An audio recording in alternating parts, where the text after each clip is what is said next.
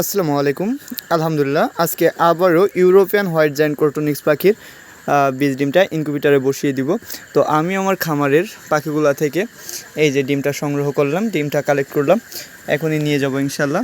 এই ডিমটা ইনকিউবেটরে বসিয়ে দিব। দেখেন, আমার এখানে পাখি আছে, মায়া পাখি আছে 9 পিস, এবং আমি প্রতিনিয়ত আলহামদুলিল্লাহ আল্লাহর অশেষ রহমতে আমি 9 পিসই ডিম পাচ্ছি। এবং ডিমের সাইজ অ্যান্ড কালারটা দেখেন, মাশাআল্লাহ। প্রত্যেকটা ডিমের দেখেন এখানে সাজানো আছে, প্রত্যেকটা ডিম খুব ভালো সাইজ, কালারটাও অনেক সুন্দর। এবং এইটা থেকে যে বাচ্চাগুলো বের হচ্ছে, যদি ভালো ডিম হয় তাহলে বাচ্চাটাও ভালো হবে। এটা কথায় আছে যে মা ভালো যার সাও ভালো তার। তো এদের ক্ষেত্রেও এরকম যে যদি বীজ ডিমটা সুস্থ সবল সুন্দর ডিম হয় তাহলে সেইটা থেকে বাচ্চাটাও ভালো বের হয়।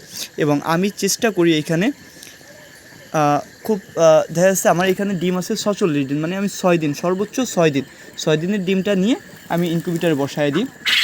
তো আলহামদুলিল্লাহ এই যে এইখানে 46 পিস ডিম আছে, আমি এখন ইনকিউবেটরে বসায় দিব।